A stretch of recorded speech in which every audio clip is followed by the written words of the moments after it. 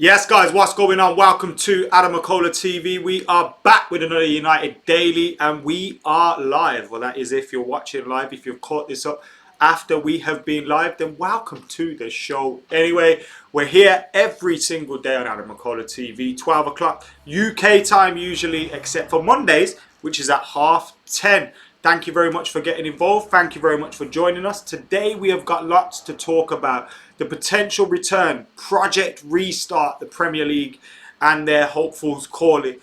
The want and the need for a return to football is being pushed and pushed and pushed. Obviously, we know the television money is a big factor in these decisions that are being made.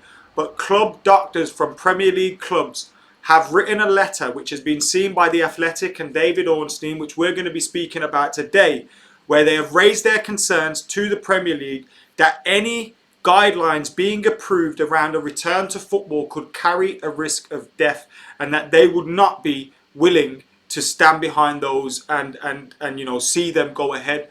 And there's also plenty of other questions and concerns brought about in that letter to the Premier League from these club doctors that we have seen in The Athletic. So we'll be looking at that today. We're also hearing about how Manchester United have agreed a £250,000 fee for Hugo. Now, I don't know why that says £500,000 there. The report that I've seen says £250,000. So obviously that's a typo. We'll try and sort that out very, very soon. Old Trafford Stadium expansion plans have been put on hold. Manchester United's foundation, after we heard the good efforts they were putting in last week as well with helping the NHS and their staff, are now donating £300,000 to schools and colleges in the local area as well. So a little bit of good news on this today. And we're also hearing today now, it doesn't concern the Premier League, but the Bundesliga. Angela Merkel has kind of put a halt to their return, which was scheduled for May the 9th, I believe, and that has now been pushed back to May the 22nd, which is my birthday, funnily enough. But May the 22nd, Angela Merkel slams the brakes on the Bundesliga restart, pushed back until May the 22nd at the earliest. So any hopes of Manchester United, of the Premier League copying what the Bundesliga were going to do has been put on hold for now. Bundesliga could return in 10 days, with government now set to approve the league's plan. Okay, so they're now saying it could be 16 rather than the 22nd. So they have still put it on hold, but they've only put it on hold for another week, not another 2 weeks. But nevertheless, you'd imagine that might be extended again. I wasn't shocked to read that at all. We hear about the UFC going ahead on Saturday, I believe, as well. I may be incorrect on the date, but it's this weekend. And even that, I've got a sense that that may be called off at the very last minute. Obviously, we've seen WWE, which isn't sports, but it's sports entertainment, and they still have physical contact quite a lot. And they've managed to put that on behind closed doors. But, you know, WWE's different in the sense that all of their stable of wrestlers stay within together. And at that training facility, the Performance Center, they held everybody there. They could film it themselves. They could broadcast it themselves. Everything was done within house. So it was easier for them to manage and maintain. Now, you know, we're seeing the Bundesliga getting delayed. Is UFC going to come back? We're here, like, various different things and decisions are going to be made. Now, the government are having a meeting on Friday, which will then, you know, we'll see a meeting between Premier League clubs after that as well. So we're going to know more Friday. But let's look at this letter now from The Athletic. Well, the club doctors have written to the Premier League, and they're seeking urgent answers and raising concerns surrounding return of football. In an email sent to the league's medical advisor Mark Gillett and director of football Richard Garlick, the Premier League Doctors Group listed around 100 questions and issues over returning to training. That's just returning to training. So imagine returning to football, physical combat almost in the field, in the pitch. You know, there's a lot of different things going on. Players spitting, doing this, that and the other. Can they make guarantees? Who's responsible for anyone contracted, you know, getting the disease or anything else, spreading it or whatever? The communication seen by The Athletic, so thanks to The Athletic for this, is split into 10 subject areas. And within each of them, it warns of multiple COVID-19 concerns that the medics say have not been addressed, including approving guidelines that still carry a risk of death. Now that is one that stands out here. Liability insurance and testing for players, staff and their families. Possible transmission via sweat and goalkeeper gloves. Suspicions that some clubs are already ignoring guidelines. You know, we've heard a lot of reports about players and clubs meeting up and doing various different things, which have been, been breaking the guidelines that have been set. Increased risk for Black, Asian and minority ethnic groups. Ability of emergency services to attend training ground incidents. So these are all issues that have been flagged, and these are just some of the issues that have been flagged by the Premier League club doctors. Now, medics were invited to send their points anonymously to the PLDG on Sunday, and these were collated before being forwarded to Gillette and Garlic. So you see all the medics from the Premier League have come together to do this. So it's not just one club doctor or two, it's all of them through the Premier League doctors group. Now, contingent on government approval, the Premier League's Project Restart proposals target a return to training in small groups on May the 18th and competitive fixtures from June the 12th. So those are the two dates. May the 18th, training. June the 12th for competitive fixtures. Now that is less than 6 weeks away, just over 5 weeks for competitive action and about 12 days for them to return to training. Now, with potentially lockdown being extended, is that going to be possible? The doctors begin by requesting clarity on who is responsible for an updated health risk assessment procedure in light of the coronavirus pandemic, querying if it is the club, it is reasonable to expect such significant policy development and change in such a short time. These guys are having to change policies, health risk assessments, things like that. Is it fair that, you know, the Premier League can come and say, let's do this, but actually, you know, clubs are having to put certain things into place which they may not be able to, or they may not be prepared for, or they may not be, just may not have the knowledge of these things.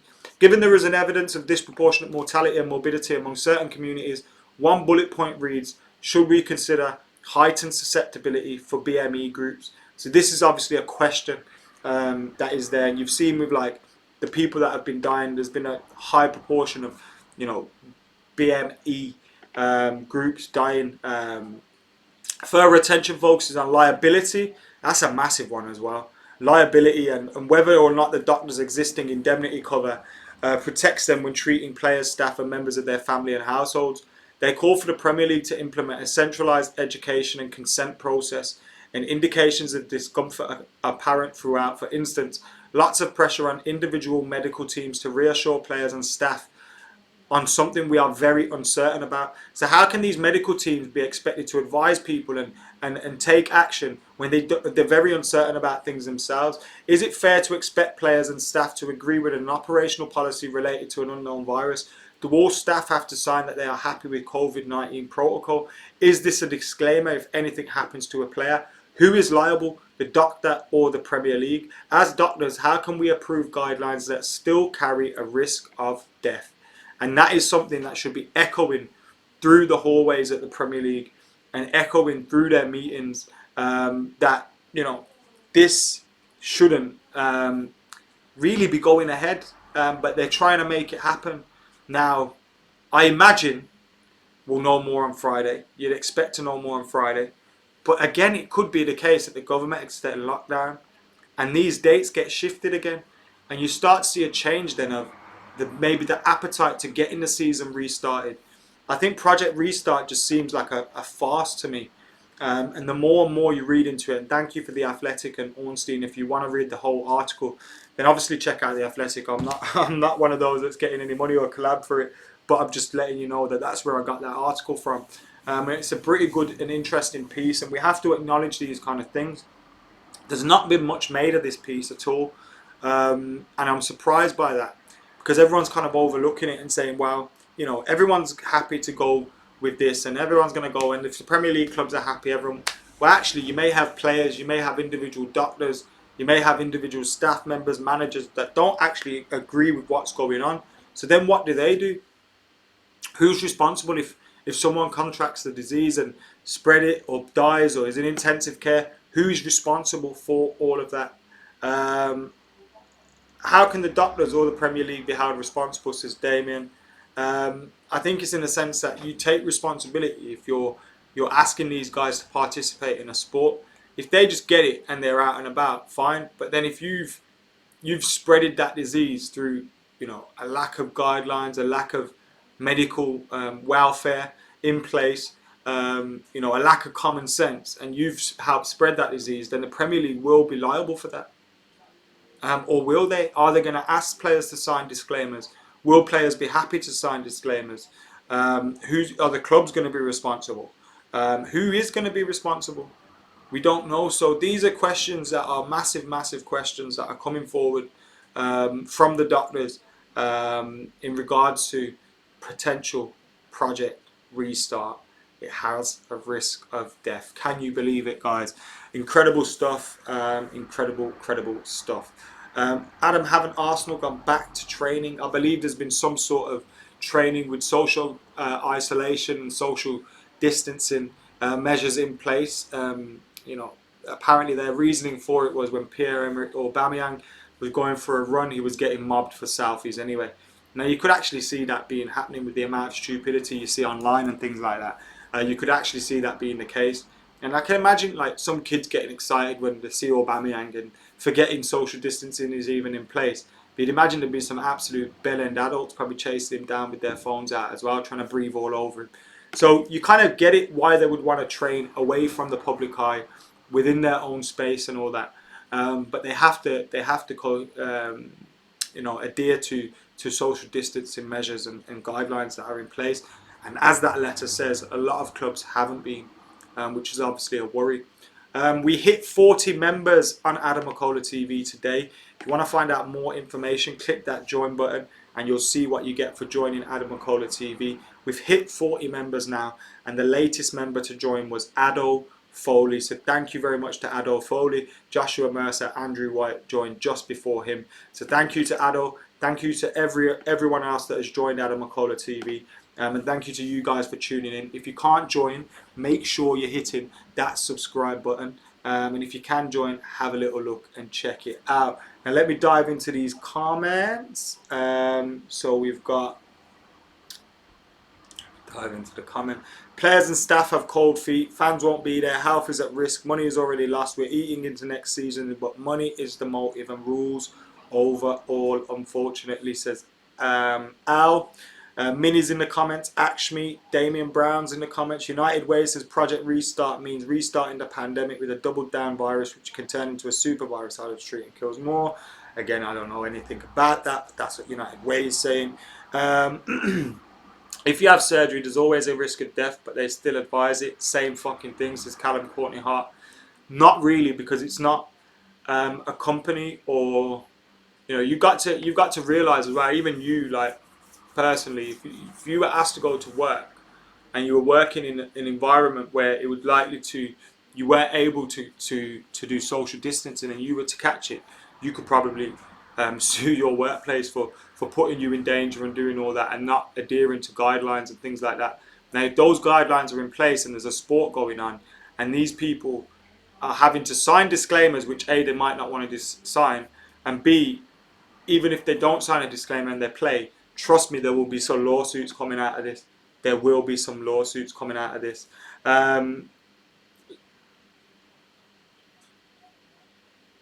Someone's talking about, did I see M-Dubs mentioned in the comment?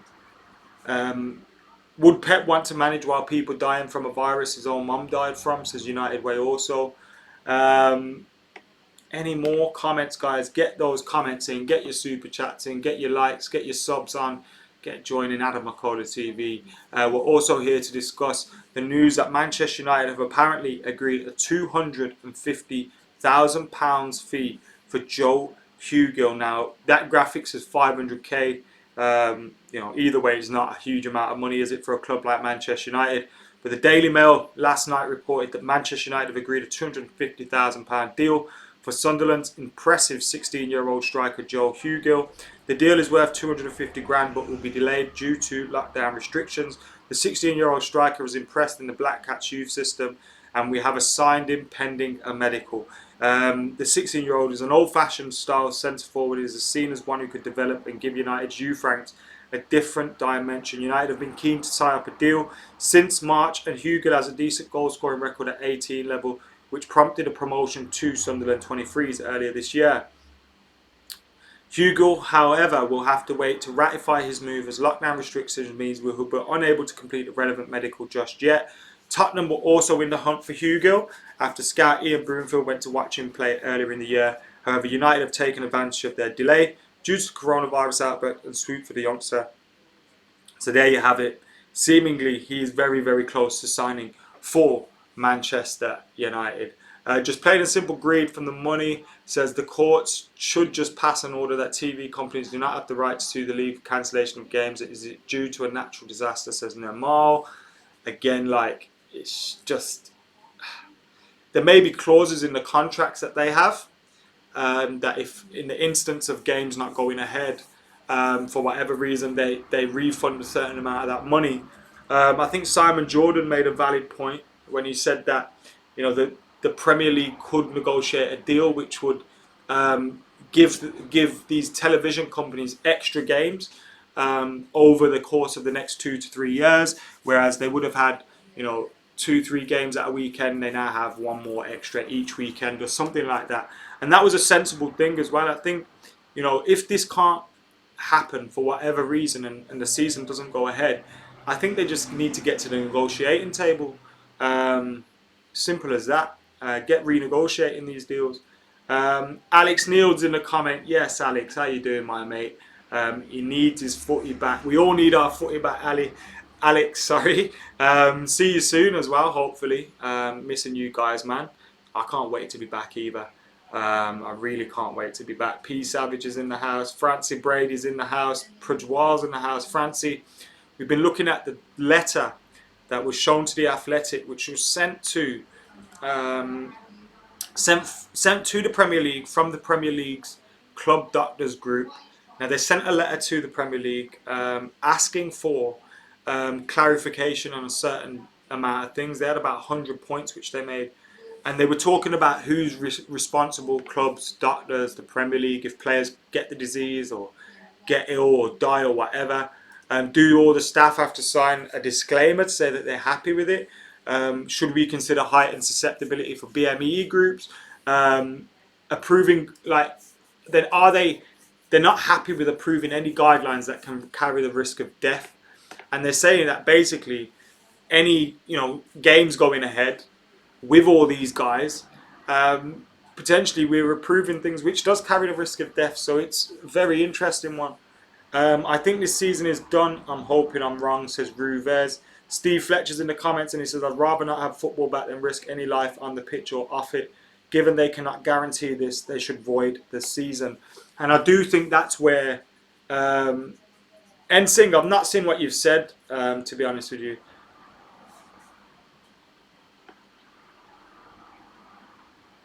Why don't yourselves, others, insult Lingard for not performing? So, why are people obsessed with me insulting someone? I don't insult anybody, yeah. I'll criticise people for performances. I've criticised Jesse Lingard, amongst others, for their performances. I've spoken to Jesse Lingard about it to his face. I even said to him, like, I like you as a person, but if you play badly, we'll criticise. That's what fans do. Footballers respect that and understand that. It's when you go over the line. You're saying to me, why don't you insult him? Do you know what insult means? Life's not that deep. It's football. We can have a debate about football or debate about performances without insulting anybody. Sometimes we may go over the line. Sometimes we may insult opposition. That's fine. Insult their players all you want. But when it's our players, yes, you can be disappointed. Yes, you can criticise performance. That's football. But why am I going to insult anybody? And if he wants to sign with an agent that's very successful, so be it. If Jesse Lingard leaves the club, I don't necessarily think anybody would be upset. And why are you upset that Jesse Lingard's got an agent when people like you constantly criticise him anyway? What do you want him to do? Look for a move or stay and have people like you constantly moan? I don't get it. You can criticise someone without having to insult them. I'm not going to insult somebody, because ultimately, if you met Jesse Lingard, you'd be like, oh, Jesse, can I have a picture? Oh, Jess, loved your goal in the cup final, Jess. Oh, remember that at the Emirates, Jess? Let's do a dance. Anyway, guys, get hitting that like button. Thank you very much, P Savage, Ruvez, Cannonballer, William Sanderson. It's sad we have to beg to reopen. It seemed backwards. It seemed like they'd be all get back to work. You're fine. Yes, Ryan's how you doing, mate?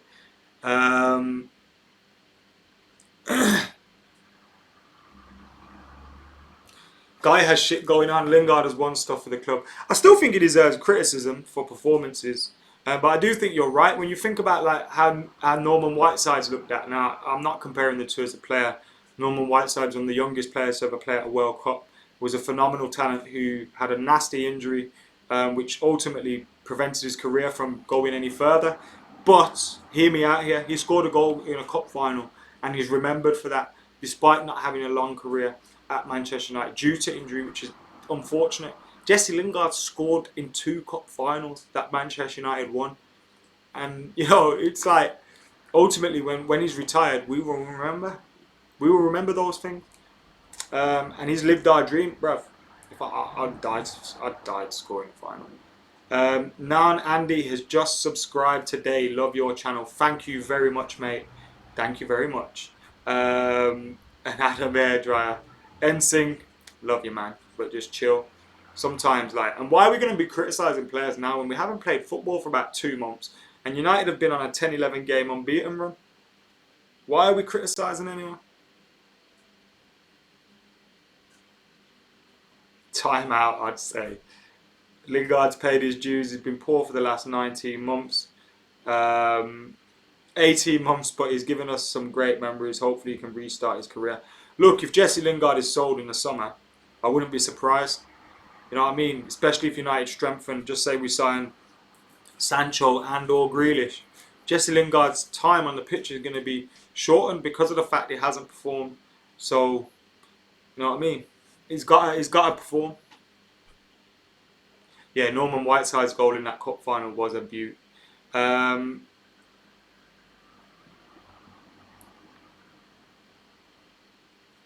Now there's talk here in the Mail, I think it was, about Old Trafford putting stadium expansions on hold, but I believe they would have been on hold anyway.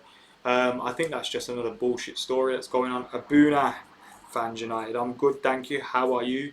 Lingard or Pereira, who would you keep, says Tane. Lingard I would keep. He's done a lot more for United, and I think there's more you can get out of him. I like Pereira. I was a massive fan of Andreas Pereira when he came through the academy, but he just hasn't developed. He hasn't, you know, his decision making is very, very poor. And because of that, you can't really expect him to stay at United, especially when you've improved the team with Bruno Fernandes. Same goes for Jesse, to be fair. You know, when you bring in Bruno Fernandes, Paul Pogba returns, you potentially sign Jadon Sancho. These are positions that they could be playing in, and they won't be getting game time that much. Juan Mata's looked like a different player under playing alongside Bruno Fernandes, and he looks like someone that's on the same wavelength. And you know, Jesse and or Andreas, if they're going to stay at Manchester United, they need to step up to that challenge. It's as simple as that. I love them both, but they have to step up to that challenge. Ross says, would you keep Mata and Matic? Well, it looks like both of them are staying. I'd keep Mata as an experienced figurehead in the squad. He's just not going to expect to play every single week, and he's recently signed a new deal. As for Matic, obviously it looks like he's going to be staying for an extra year, which I think his performance has probably earned the contract and deserved the contract. He definitely proved me wrong in terms of I thought his time at United was up. But if I had the funds to sign a defensive midfielder, I would sign one and maybe let Matic go. But again, I can't argue with the decision to give him a new deal because probably deserved it after his performances. My only concern is that for how long do we have this Matic? When does he return to the old Matic again? And by that I mean the old Matic. Because that's the only thing wrong. He's been a great player over the years, fantastic player in the Premier League. He's just aged an awful lot.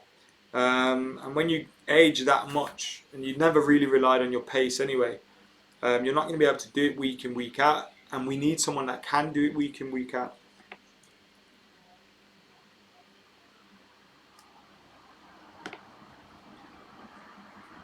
Any more questions, comments, thoughts coming in? Get your thoughts in.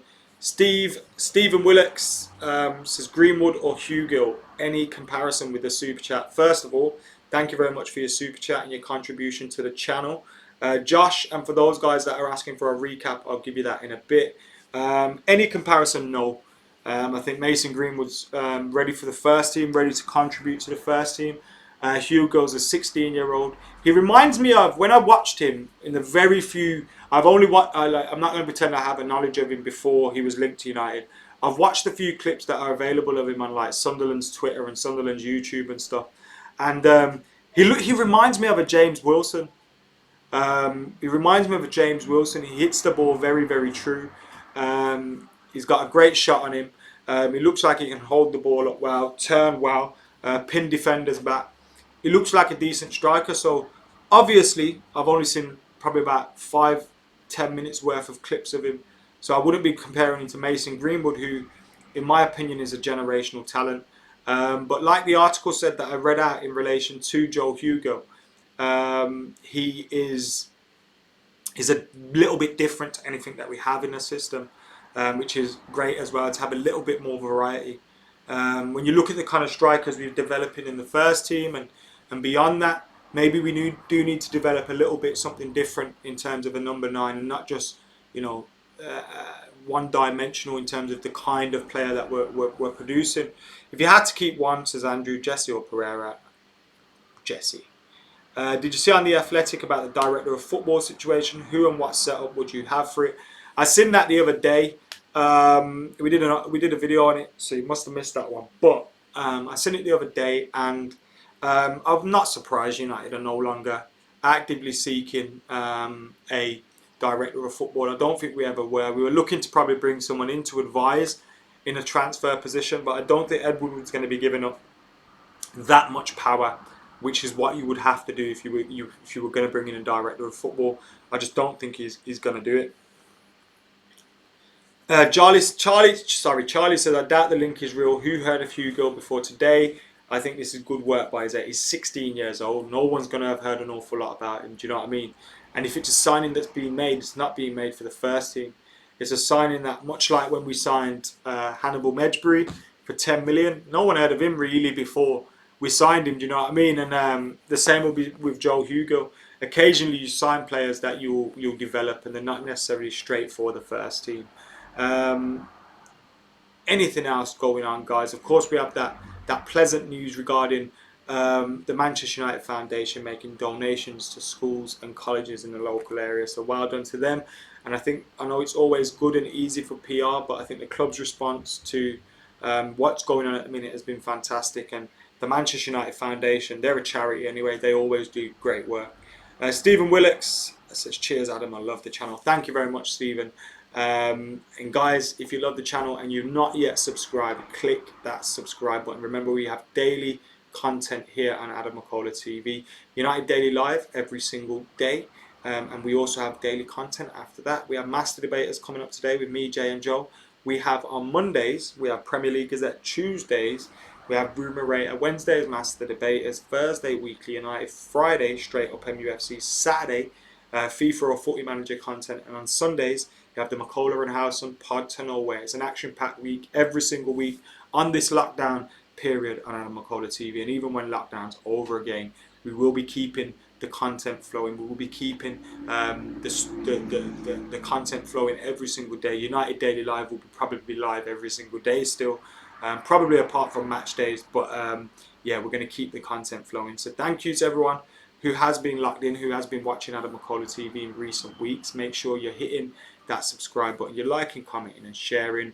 And for now, guys, I'm going to get out of here. I'm feeling a little bit hungry, so I might go and eat something. You lot make sure you have a good day, and I'll see you back here later for Master Debaters. I'm out of here.